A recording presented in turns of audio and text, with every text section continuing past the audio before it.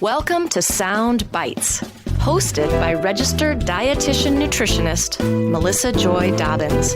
Let's delve into the science, the psychology, and the strategies behind good food and nutrition.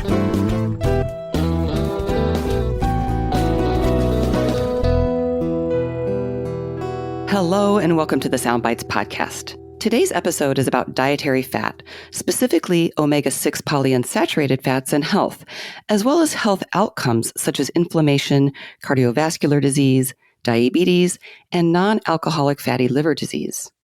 We often hear that dietary fat is bad for us, and there's good fats and bad fats. But today, we will discuss how much fat we are eating, what fat intake recommendations actually are, and the current research on omega-6 polyunsaturated fats and health. My guest today is Dr. Martha Belury. She's a registered dietitian nutritionist with a PhD in biological sciences and serves as the Carol S. Kennedy Professor of Nutritional Sciences at Ohio State University.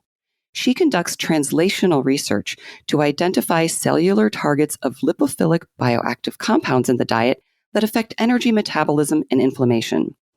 She has authored over 120 peer-reviewed publications to reveal how dietary fatty acids and flavonoids modulate energy metabolism and inflammation in the context of cancer, obesity, type 2 diabetes, and sarcopenia. Welcome to the show, Dr. Belury. Thank you so much, Melissa. Would you like me to call you Dr. Belury or Dr. Martha or? Martha or Dr. Belury is perfectly fine. Okay, wonderful.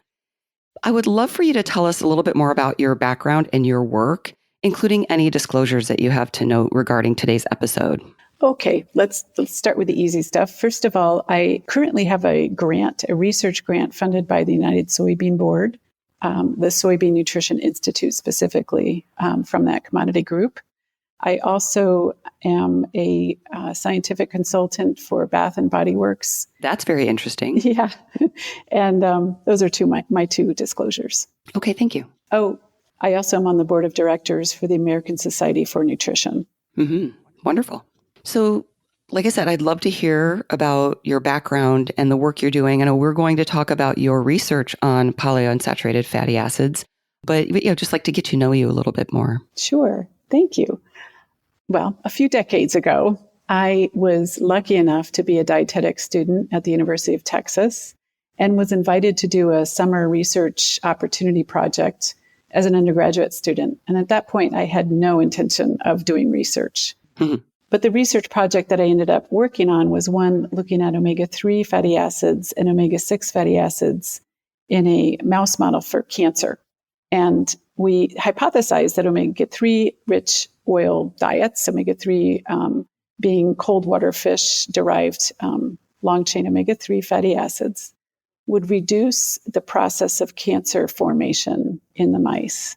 And we also thought the omega-6 rich oil diets would promote faster cancer development. But as we know in science, most of our hypotheses, while they're based on very solid theories, don't always pan out. And in this case, we learned that the omega-3 fatty acids were not protective against cancer, and the omega-6 fatty acids actually were protective against cancer. So two very surprising findings. Wow, really? Yes. Yes, and that's not what you want your doctoral work to be. So when I found that, we did publish, of course, those data being opposite what we thought would happen, but important for the scientific community. Mm-hmm. And that was really my first lesson in understanding that science very rarely is binary. It's very rare that you see something works or it doesn't work. Usually it's somewhere in the middle. And that's the case for polyunsaturated fatty acids that really I've been studying ever since then, only because they keep fascinating me and keep giving me findings that provoke more questions and then make me have to study those questions. Very good. Now, like I said earlier, there's a lot of talk about dietary fat, and we usually hear a lot about saturated fats and monounsaturated fats and even the omega-3s, but we don't hear that much about polyunsaturated fats or the PUFAs, those omega-6s, the linoleic acid as well. But there's a lot we need to know about it.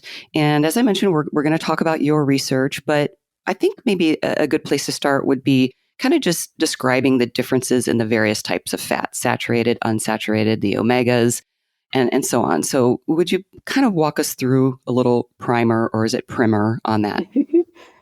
So it's a great question. And there is a lot of confusion because the media uses different names based on what they think their readers or listeners are understanding. Scientists even use different names. But there's basically three types of fatty acids in the diet. There's saturated fatty acids, as you've discussed. And those are saturated fatty acids are fatty acids that are in fats that are usually solid at room temperature. So if you work with, say, Crisco or lard or butter, or even the cream that might be on top of a non-homogenized dairy product, those are more saturated because they're more solid. And then when you get unsaturated fatty acids, and there's basically two types of unsaturated. There's monounsaturated, meaning they have just one double bond in their whole sequence of carbons. Those start to be more liquid at room temperature. And then polyunsaturated fatty acids are fatty acids that when they're in oils will be liquid at room temperature. And even if you put them in the refrigerator, they'll probably stay as liquids for the most part. Mm-hmm. Okay, so those are the three main classes of fatty acids that are in all diets. But then there's like subcategories. So for polyunsaturated fatty acids, there are two subcategories, and those are omega-6 fatty acids and omega-3 fatty acids. Okay. So for omega-6 fatty acids, we know most of those that we get in the diet are from vegetable plant sources. So all of our vegetable oils are primarily omega-6 fatty acids. Then omega-3 fatty acids can be in some of the vegetable oils. But then of the omega-3 fatty acids, there's some that we particularly think are important in health. Those are not as much in vegetable or plant-derived sources. Those are the omega-3 fatty acids that we think of coming from cold water fish. Okay. And really, talking about solid at room temperature, liquid at room temperature, I remember talking with my patients about that. But then going even further to say, most foods have kind of a combination of these fats. Even oils have a combination. They're not all just one type of fat. So could you speak to that just real quickly? That's right. And so you're completely correct about the fact that, foods are a mixture of lots of different things. Even the oils that we consume are packages of nutrients. So if you think about corn oil, it has linoleic acid. It has some monounsaturated fat that we call oleic acid. It even has a tiny bit of saturated fat, even though it stays liquid at room temperature. And it's liquid because most of the fatty acids in corn oil would be polyunsaturated. Mm-hmm. But then corn oil has other things. It has some carotenoids, which give it a little bit of a yellowish color. It has vitamin E and some other antioxidants that, for the corn plant would help the corn not oxidize. And so those antioxidants are very important to the plant. And then we get those in the oils we consume. Mm-hmm. But then you're right. Then you go to a mixed food like a frozen chicken breast that's frozen and maybe breaded for frying. It might have even already been cooked. And that's one of those things that you would warm up in your oven. Those will have, of course, other fatty acids in the breading around the chicken. The chicken itself has some oils that are rich in polyunsaturated fatty acids. The chicken will have different saturated fatty acids in different parts of the meat. So foods get complicated. Right. And I'd like to also talk about any insights or data you have on how much fat and what type of fat we're actually eating. I always kind of like to do a reality check with that because I think sometimes that information is a little surprising and it can lend itself to the conversation about, how does that compare to what fatty acid intake requirements and recommendations are? Yeah. So the fats that we're consuming, for many years, dietitians and other healthcare providers were telling people to reduce their total amount of fat. And we've learned that that was not probably the best recommendation, in part because we know a lot of the fats we consume could be very healthful. So we now recognize as the recommendation for most people to consume about a third of their calories, or about 30% of their calories from fats, meaning, fats that are in your foods, oils that you might add into dressings, etc. Mm-hmm. Of that 30% of your calories being from fat, less than 10% of those calories should come from saturated fat, okay? And then the rest can come from mono and polyunsaturated fats. We know that people are in general consuming more than 10% of their calories from saturated fat, unfortunately. And this is true for people at all age groups. So even children are consuming more saturated fats than they should be. And as far as total fat, do we know, are we consuming more than 30% of our calories from fat? Well, that's the good news. We're actually pretty close to the 30%. We hover around 34, 35% on average. And of course, that varies quite a bit with each individual. But on average in the United States, adults are getting about 30 to 35% of their calories from fat. So that's good. Mm-hmm. They are getting quite a bit of monounsaturated fat. Almost 40% of the oils and fats we consume are monounsaturated fat. And then about another 25% are polyunsaturated fats. And again, the rest would be then saturated fats. So the monos and polys are okay to have in higher amounts. In fact, polys, we might want people to consume, even more than they are in place of those saturated fats that people are consuming too much of. That makes sense. And we're going to talk about the benefits of PUFAs. But I did want to ask you, because there's been a long history of how dietary fats and cardiovascular disease have been studied over the past few decades or even longer. So I wanted to ask you, being in this space, what have you learned or what have we learned? And, what might be some maybe lingering misunderstandings? Or sometimes I think things kind of get oversimplified or maybe just outdated or unhelpful. Yeah, that's a great question. So, as science has evolved and our tools to study science and to study molecules has evolved and advanced, we have learned more and more about, first of all, what causes some of our chronic diseases like heart disease, type 2 diabetes, some cancers. And so in the beginning of looking at heart disease and diet, scientists recognized and discovered that vegetable oils, especially omega-6 polyunsaturated rich vegetable oils, could lower total cholesterol in people. And that significant finding was important because at that time, there was a very strong correlation with total cholesterol and heart disease. Now, jump forward, that was about in the 1950s. So jump forward 70 years, we now know there's several types of cholesterol that your body packages up into different lipoprotein types like LDL, VLDL, HDL. Mm-hmm. We know that some of those are beneficial lipoprotein cholesterols, some are not. So putting the whole understanding of, for instance, heart disease to a newer level, we now know that omega-6 fatty acids still are protective against heart disease, but it might be through some mechanisms that are much deeper than just lowering total cholesterol. Yes, it's not as simple as that, right? It's just not as simple as, one effect. Mm-hmm.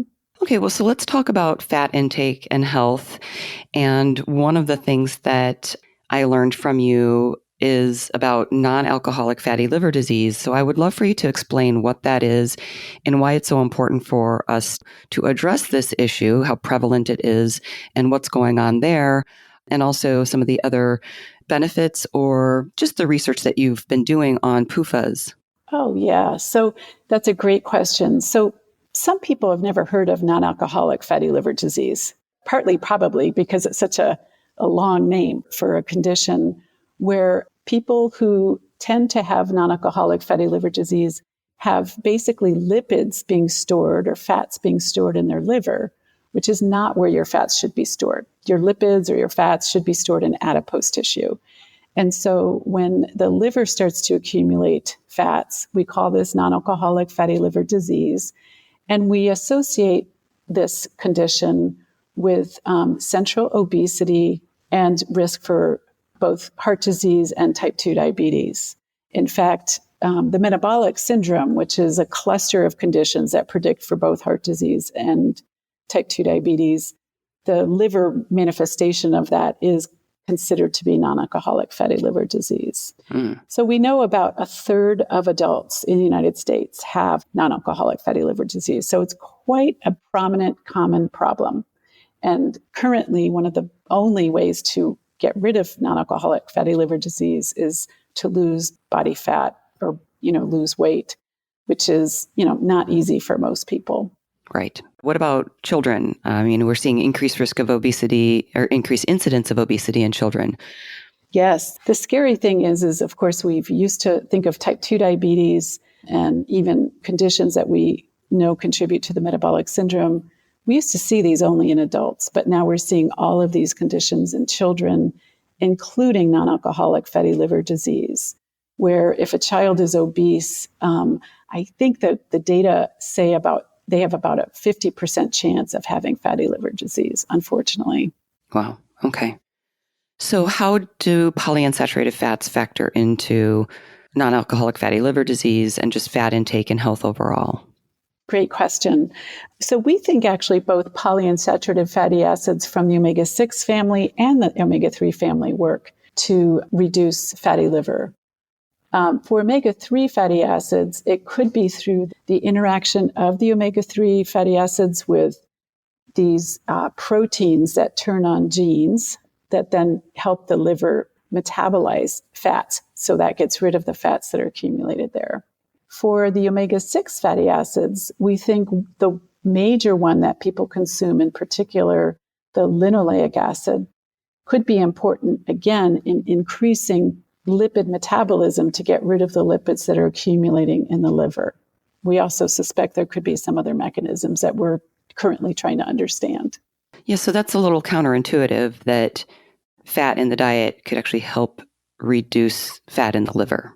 Yeah, it is. So often I tell people that we think of polyunsaturated fatty acids, both from the omega-3 and the omega-6 families, as not necessarily just substrates to make energy for the body, which is what we know fats are great for, which is why some people think fats are fattening, which is kind of a calorie is a calorie is a calorie in general. So that's not quite true that fats are more fattening. They do carry a lot of energy within each molecule. Mm-hmm. But for polyunsaturated fatty acids, they seem to have a whole nother group of functions that are almost acting as signaling molecules in the cell.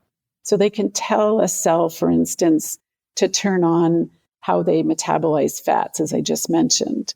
They can tell a cell whether they want to use more carbohydrate for their energy source. Carbohydrates, which are a different source of energy for your body.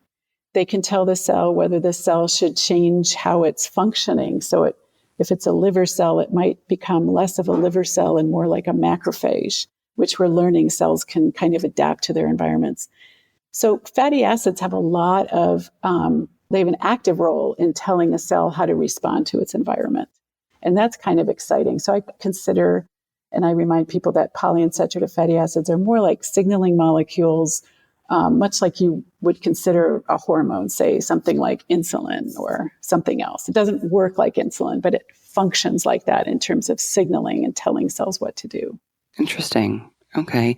How does this tie in with inflammation? A lot of your research is focusing on inflammation. So explain that connection there. Yeah. So inflammation, it underpins a lot of the chronic diseases that adults are afflicted with in the United States. Mm-hmm. And fatty acids, the polyunsaturated fatty acids, both the omega-6 and the omega-3 polyunsaturated fatty acids, are metabolized to many different molecules, which we call oxylipins. These oxylipins get oxygen molecules integrated into the fatty acid molecule. And it actually helps your body process the fatty acid so it can get rid of the fatty acid through an aqueous pathway, like urinating or through defecation. So it helps the fatty acid be processed so you can get rid of it because you're constantly consuming fatty acids, which is good. And then you want to get rid of them once your body has used the fatty acid and perhaps the fatty acid has undergone this oxidation. Mm. But we know these oxidized lipids or oxylipins are also really important, again, as signaling molecules to tell immune cells to work, for instance, on wound healing or to work on opening up vasculature so that if you have a fever, more immune cells can flow into the area that might have an infection, say a viral, a bacterial infection, to help get rid of that infected area of the body. So inflammation is a good thing when it's the body responding to something that it has to get rid of. But then, of course, the body has to resolve or get rid of that inflammation. Mm-hmm. And those same oxylipins that are derived from polyunsaturated fatty acids can do that too. They can help with resolution of inflammation. We need inflammation. We just don't want chronic inflammation. Exactly. Mm-hmm. And it seems to be that oxylipins are much more important as regulators of that acute or short-lived inflammation, but they're not as important in chronic inflammation, which is sustained through other pathways. And I think there's some confusion about that, that chronic inflammation is caused by oxylipins. The reason we know oxylipins are not the sole sustainer of this chronic inflammation is they're very short-lived molecules. So in other words, once your polyunsaturated fatty acid is metabolized to an oxylipin, it is not sticking around very long. It is usually does its job as a signaling molecule, and then it's excreted from the body. Okay. And you mentioned metabolic syndrome and how with non-alcoholic fatty liver disease, you don't want the fat in the liver, you want it in the adipose tissue. So I also wanted you to speak to, we've known this for a long time, sort of like the apple versus the pear shape, but I would love for you to speak to that and kind of give us some more details. Is that still, the fat distribution matters, right? Yes, the fat distribution of our bodies matters so much. So if a person has a propensity genetically to gain body fat or adipose tissue around their midregion or trunk, or like you said, like an apple, that is absolutely much more likely to increase chronic inflammation, increase insulin resistance, and increase risk for heart disease and atherosclerosis. And we think that atherosclerosis heart disease link is through that increased chronic inflammation. So what's happening in people who tend to gain body fat in their trunk region is that adipose or body fat is in between all of these organs that are very important in things like metabolism and respiration. So things like your intestines, liver, pancreas, kidneys, lungs even a little bit higher, but that trunk region adipose seems to be a key part of what predicts for heart disease and type 2 diabetes. Mm-hmm. Whereas the pear-shaped type or pattern of weight gain, also called gynoid, because we usually associate that with premenopausal women's tendency to gain body fat, that one is actually not considered to be promoting risk for heart disease and type 2 diabetes. Mm-hmm. So pattern of weight gain or pattern of fat gain is still considered a very important predictor for chronic diseases and what we're talking about with the metabolic syndrome. Mm-hmm. And my guess is that peri and postmenopausal women, then that fat distribution is much more likely to be in the abdominal area. And then that would speak to why we have increased risk for metabolic syndrome and cardiovascular disease postmenopausal. Absolutely. You got it correct. So we do think that postmenopausally, as women lose their estrogen levels go way down during menopause and after menopause, we know that then women's risk for heart disease and diabetes starts to spike up. And yes, you're right. Unfortunately, that's when we also tend to gain body fat in our mid regions. Yep. Seen that in myself, unfortunately. It's definitely different. Well, you had mentioned about like the different types of saturated fat and unsaturated fat, and we talked a little bit about food sources, but I'd love for you to talk a little bit more about, depending on the food source, for example, saturated fat, depending on the food source, does that have different impacts in our body? Yes. So we know that of those three classes of fatty acids, of saturated, mono, and poly, generally saturated fatty acids promote basically actually weight gain in the mid-region. They can promote fat accumulation in the liver. Mm-hmm. And both of those things will then increase insulin resistance and have other negative impacts on one's health. And those will all be linked to metabolic syndrome. We think that polyunsaturated fatty acids, just like I was talking about before, the omega-6 and the omega-3 fatty acids could reduce fatty liver and may also reduce a person's propensity to gain body fat in their mid-region. Okay, so shifting our diet, like you said earlier, trying to reduce that saturated fat intake and maybe have some more polyunsaturated fats could result in this shift inside our bodies with the metabolic health. Yep. And so it's due to those signaling effects that polyunsaturated fatty acids have on cells that could help tissues like your liver burn more fat so that it doesn't store fat there. We also know that polyunsaturated fatty acids signal muscles like heart muscle and skeletal muscle to use more energy more efficiently, to make ATP to help your body move better while you're exercising.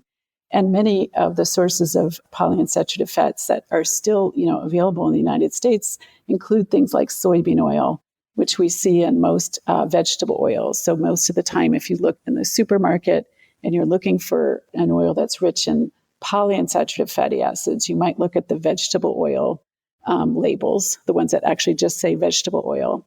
And if you turn the label to the back where it gives you nutrient composition, it should say that more of the oil is polyunsaturated fat. And that way, you're getting a polyunsaturated fat-rich oil. Right. I learned that on a previous episode with Dr. Mark Messina years ago. I can't remember which number it was, but I'll link to it in my show notes. That, most of the vegetable oil that you see in the supermarket is, in fact, soybean oil. Yes, yeah. Which you wouldn't know. Who knew?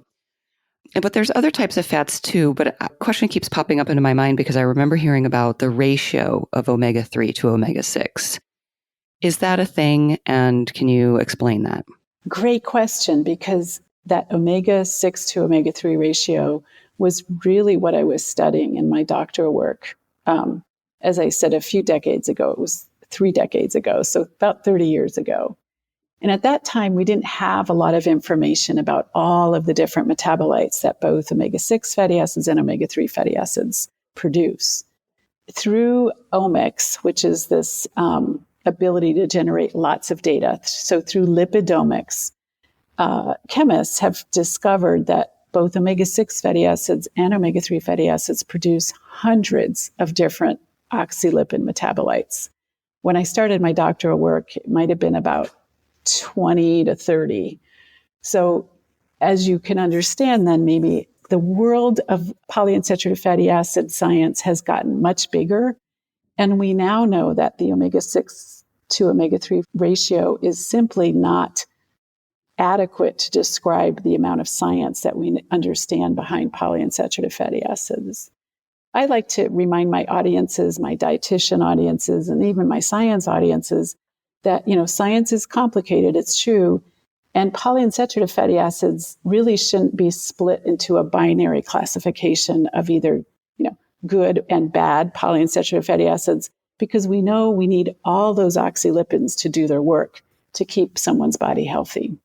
Okay, so the ratio is not, I'm trying to follow the science here. Yes. So the ratio, it was something that we were researching, but it just doesn't play out as far as being effective or... So the omega-6, omega-3 ratio was theoretically, it was based on a nice, simple pathway that you could write down with pencil and paper. Now we know that the omega-6, omega-3 ratio really isn't relevant to the science that's been done and to the clinical outcomes that we know polyunsaturated fatty acids play. Okay. So I am not a fan of using that ratio anymore. I think it's outdated, and it seems to be one, though, that doesn't seem to disappear from the internet. And I think it's partly just because it gets propelled into new conversations. Okay. And in your research, either your own research or just in the literature that you're familiar with, I know you know this area very well, it begs the question that if, especially all these decades of dietary fats and cardiovascular disease research, have you seen with a very low fat diet? Because, what I'm hearing from you is that the polyunsaturated fats, we should increase that a little bit, maybe decrease the saturated fat, shift that balance a little bit, and that could provide some benefits. So if there was research on very low fat diets, what did you see there? So very low fat diets, which were very difficult for people to follow, most people, some people could follow them without too much trouble, but they would lack in having, polyunsaturated fatty acid rich sources, because you're limiting all fats, both solid at room temperature and liquid at room temperature. So those could have some benefits, but I would guess, and this wasn't really, and to my knowledge, done very well, if you're following a very low fat diet, or you're following any diet at all, and you're losing weight, it's often difficult to tease out what was from the lowering your fat in the diet versus what is from actual weight loss in terms of how it benefited people, for instance, for heart disease risk or diabetes risk. So I haven't looked too much in the past few years, but when those research studies were coming out, and that was, about 10 or 20 years ago, there wasn't a lot of good information to tease out again whether the effects of the low-fat diet were from weight loss or from the low fat itself. And again, those low-fat diets, especially the very low-fat diets, were very difficult for people to follow long-term. Right. So at the end of the day, if it's not realistic, it's not that effective. Exactly. So what about linoleic acid? What is it? Why is it so special? Yeah. So linoleic acid is probably the simplest polyunsaturated fatty acid that you get in your diet. And the reason I say simplest is it is a polyunsaturated fatty acid. It has 2 double bonds. So it's a monounsaturated fatty acid would only have 1 double bond. So it's the simplest poly because it only has 2 double bonds, and it's one of the only 2 double bonded polyunsaturated fatty acids that you consume. So having only 2 double bonds gives it a good, liquid kind of mobility as a molecule. So at room temperature and even in the refrigerator, linoleic acid-rich oils will stay liquid. It seems to be, it's a precursor for many oxylipins, as I've already mentioned, those oxylipins, which are metabolites from fatty acids that act very potently as signaling molecules. And linoleic also has a function in serving as a structural component of the mitochondrial membrane. And the reason the mitochondrial membrane is important is that's where ATP is made. ATP is that energy form that your body needs to use to make your muscles move, make your heart beat, make your body digest food, all of the different actions that your body has. Getting up from a nap, all of that is requiring energy. And all of that energy is made in the mitochondria. So linoleic acid being important in mitochondrial structure helps with your body burn energy in the mitochondria. So we think linoleic acid is important for many different reasons. As I mentioned, 70 years ago, people were showing that it lowers total cholesterol. And then, jump forward a few decades, we now know that it's a signaling molecule and it produces hundreds of different signaling molecules. And now we're understanding it seems to be important in mitochondria membrane structure, which helps with energy metabolism. And is it more stable because it has those 2 double bonds? So it seems to be, it's more stable than polyunsaturated fatty acids that have a lot of double bonds, meaning it will oxidize just like any double bond. It will pick up an oxygen. But once it does that, there aren't any more places for oxygens to be picked up. Okay, so having only 2 double bonds, it can be oxygenated in 2 potential spots. But a fatty acid that has 5 or 6 double bonds can be oxygenated at 5 or 6 spots. And that fatty acid with 5 or 6 double bonds, if it's oxygenated, is a free radical promoting oxygenated fatty acid, which leads us down that path of oxidative stress. Okay, so linoleic acid is a special polyunsaturated fatty acid that is less oxidative in the body. That's true. Yep. I'm with you. Now, there's another type of fatty acid that we haven't talked about yet that, has gotten a lot of news in the past, 5-10 years, the trans fats. So what do we need to know about those? Yeah. Trans fats are a type of polyunsaturated fatty acid or monounsaturated fatty acid. So trans fats that we're talking about usually when we talk about trans fats in the media and in most science around trans fats are referring to trans fats that form upon hydrogenation. So let me back up for a minute. Think about when you're using a liquid oil in baked products. It doesn't do very well for things like helping the baked product form steam. For instance, if you're talking about a quick bread, you want some steam to form in between the gluten so that the quick bread can rise a bit. Well, with saturated fatty acid, if you use something like lard, it will help those pockets form better. It helps the mouthfeel of the food. It also is more stable so that it can last longer, both in the food product on your shelf and the food product on the shelf in the market, in the supermarket.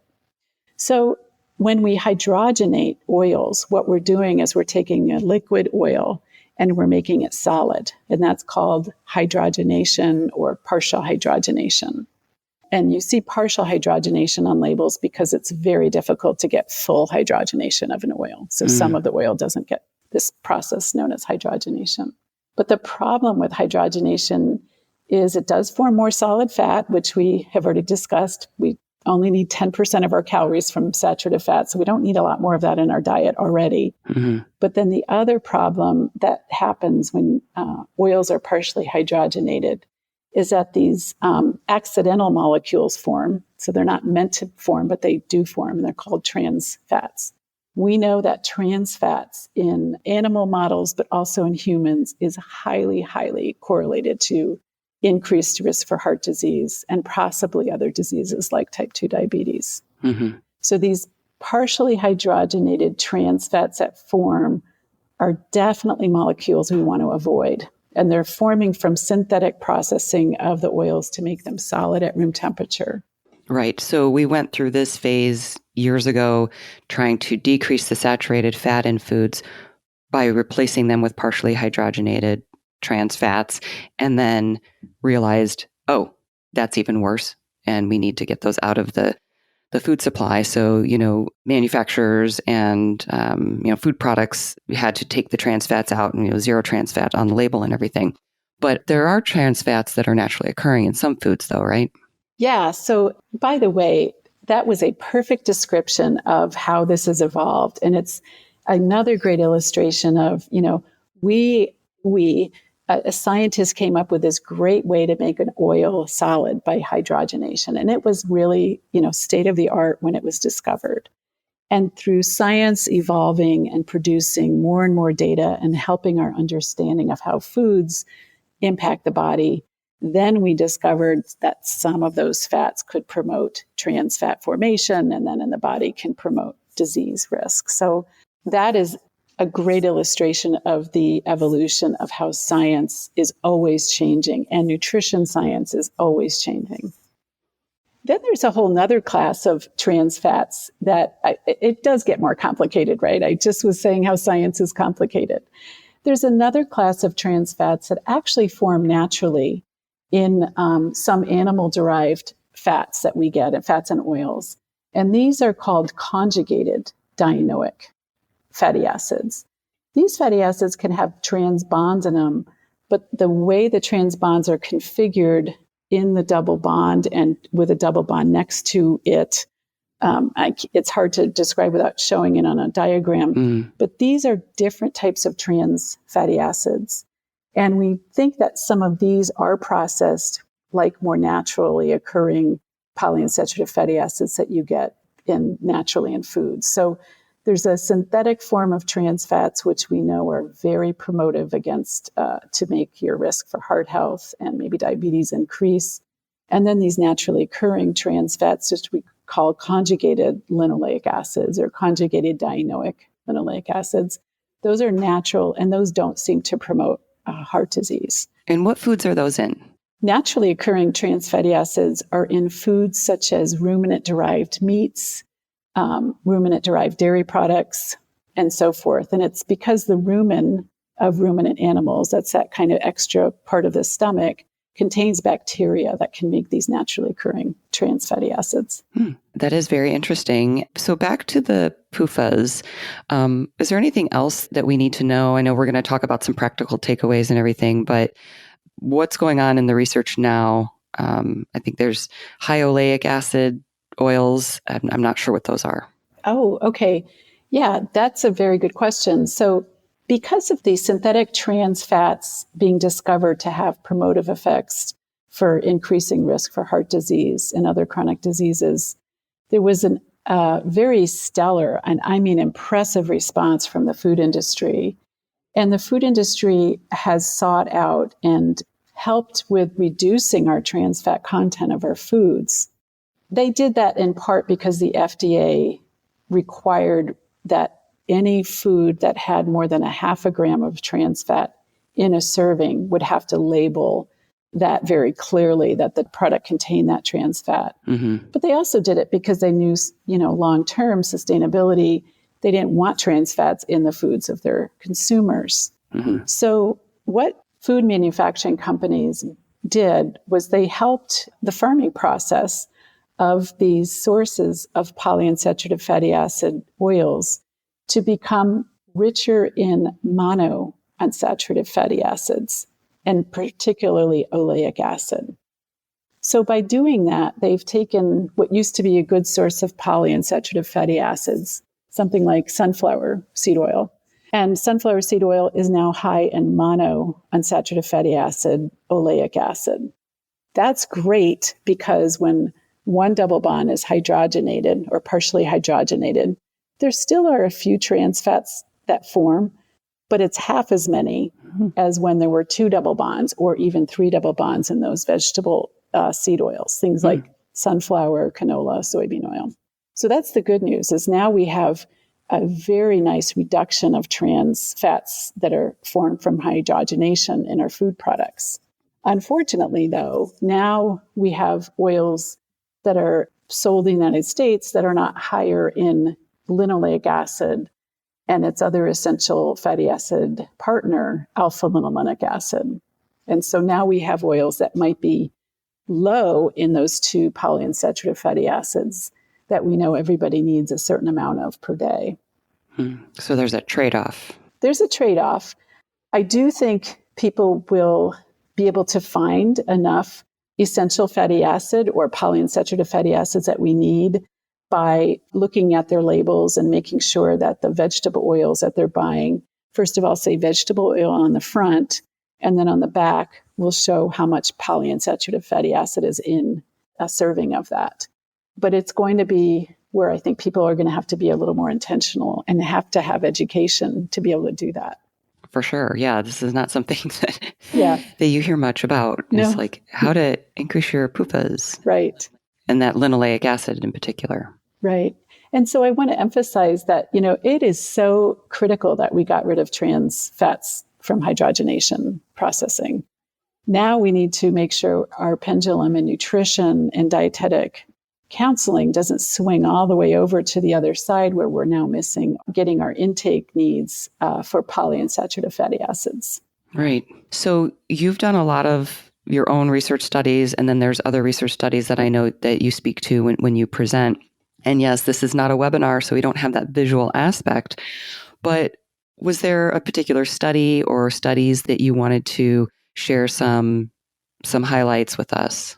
Some studies that really piqued my interest after some of, looking at some of our results in the lab and then going back to the literature to try to understand why we found what we found, were really surprising or striking in that many studies, it seems, have come out to say that linoleic acid is not only protective against heart disease, but may have some protective role against type 2 diabetes. The reason that was surprising is I was not aware, as a researcher or a dietitian, that linoleic acid could be protective or have an association, at least, for protection against type 2 diabetes development. Yeah, I wasn't aware of that either.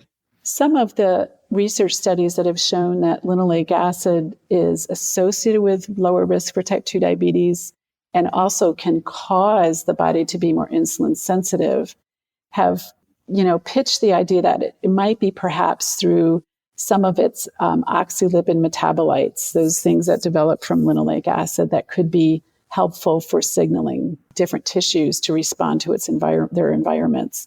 One of the things that a recent study has shown is that in people with central obesity, so most likely they have some metabolic syndrome risk, in people with central obesity, when their diets were fortified with a linoleic acid-rich oil, their liver fat or fat in their liver actually was reduced. And so maybe that's one of the ways linoleic acid is reducing risk for type 2 diabetes and increasing insulin sensitivity.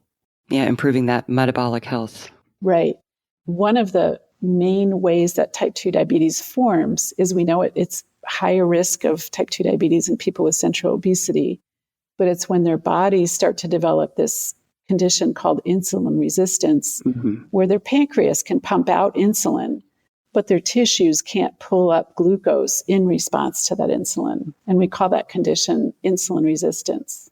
Right. And then the pancreas puts more and more out, and it has to sort of flood those tissues in order to get it to uptake.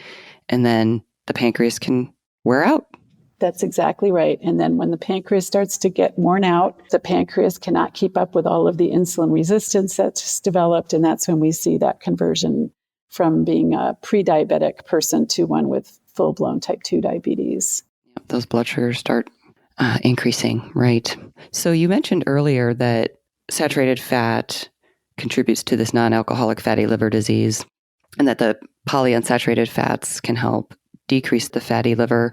So I'm just curious, would it make sense if we can decrease our saturated fat intake and increase those PUFAs a little bit?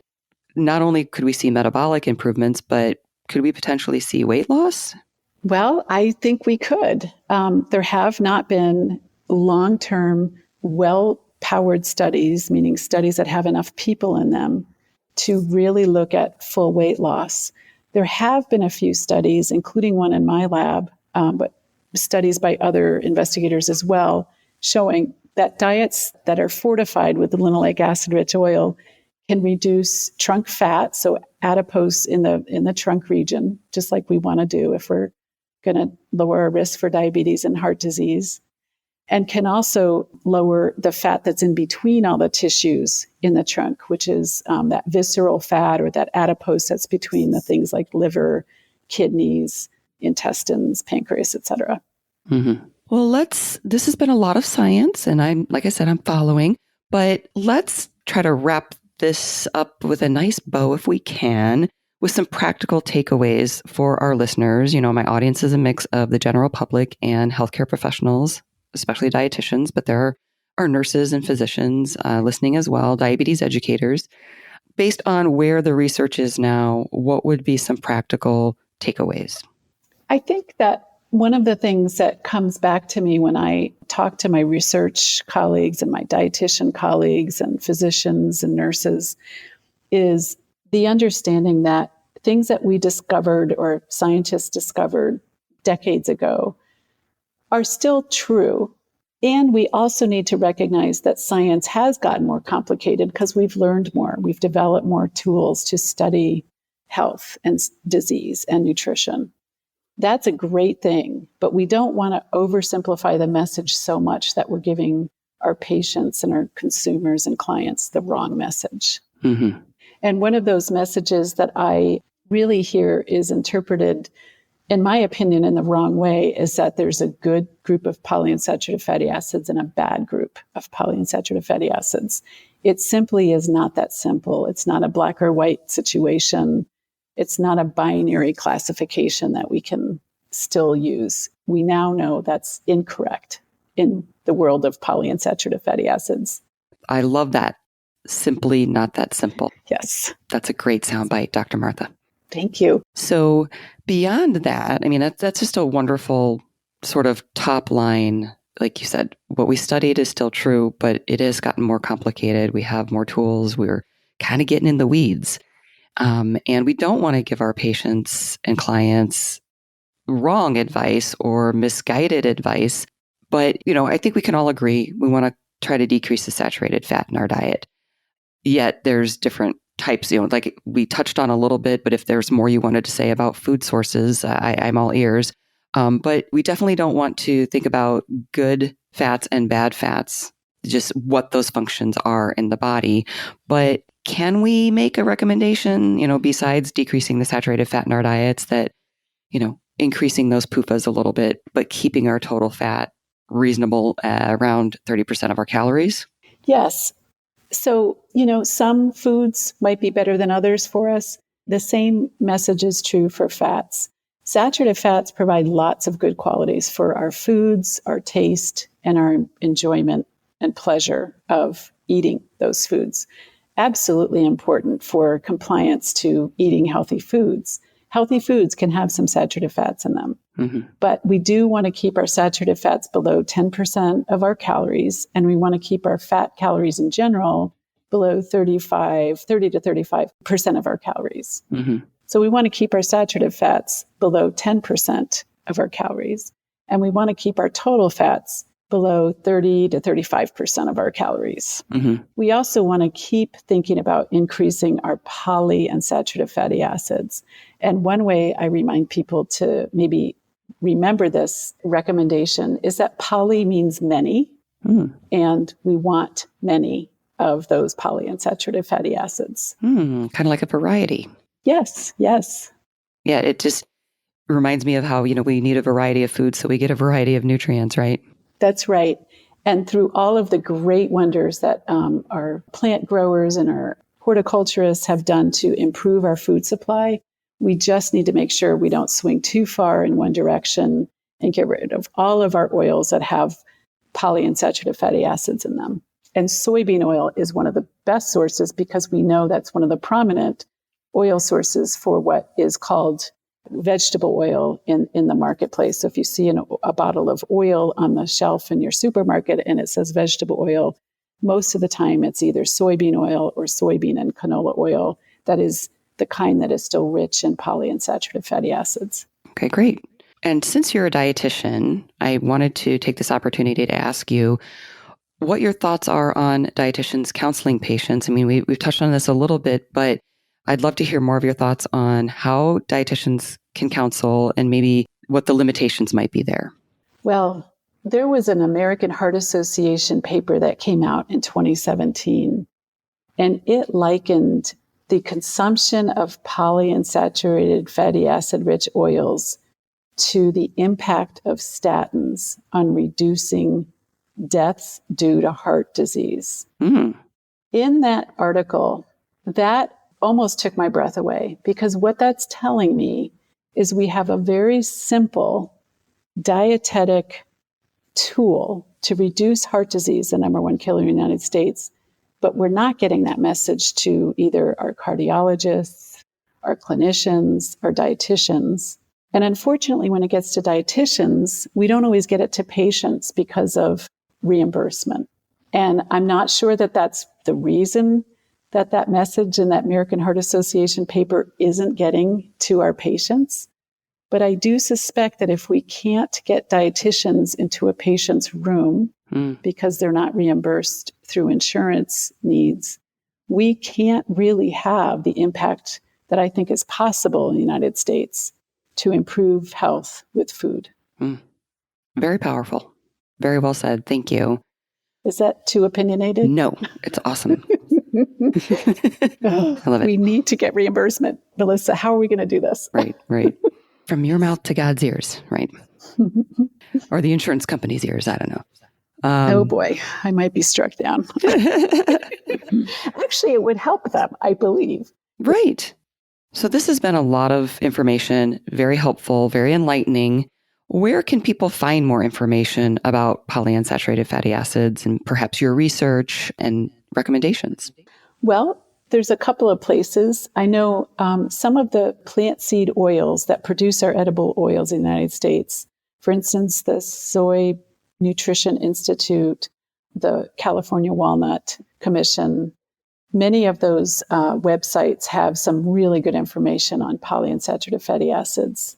Okay, great. In addition, the Academy of Nutrition and Dietetics has an excellent resource of what fatty acids to consume. And the American Heart Association does a really good job of keeping up their web information about current up-to-date science. Okay, great. So it sounds like it's not really hidden away. So I will include links to all of those in my show notes. Thank you. Yeah, that would be great. And since we've talked about soybean oil, and at the top of the interview, you disclosed that you have a grant with the Soy Nutrition Institute, I like to ask my guests this when I have the opportunity is, what do you say to people who criticize industry-funded research as being biased? One of the things I usually remind people about industry-funded research is that every drug that has been prescribed or is over the counter has also been industry funded. And I'm not saying that with tongue in cheek. Those research findings were done with, I hope, and I suspect with a lot of rigor. The same is true for nutrition and food research that's funded by industry. When I enter into a contract for a commodity funded project, and this one being the Soy Nutrition Institute from the United Soybean Board, I am entering into a contract that clearly states I am the designer of the experiments, I am the interpreter of the experiments, and I'm the person who disseminates our findings to the scientific community through peer-reviewed publications. My reputation would be on the line if I didn't do it with the utmost rigor that I was taught as a PhD student and that I continue to uphold in my research lab. So I think it would be wonderful if our federal dollars could fund all the nutrition health research in the United States, but unfortunately that's just not true. Mm-hmm. And so just like every other aspect of health research, there is some industry-funded research, and it's for good reason, because foods do change, and they've changed quickly in the oil market. So the United Soybean Board has a very vested interest in really understanding how is their product impacting health, and that's exactly what I'm testing, is whether it does impact health, and in this case, non-alcoholic fatty liver disease. Mm-hmm. Well, thank you again for sharing all of this enlightening information with us. And like I said, I'll have links to research, your research, and some of these sites that you mentioned that have practical takeaways for consumers and for healthcare professionals. I'll put those in my show notes at soundbitesrd.com. But thank you again, Dr. Belury, for coming on the show. I really appreciate it. You're very welcome, Melissa. And for everybody listening, as always, enjoy your food with health in mind and some PUFAs.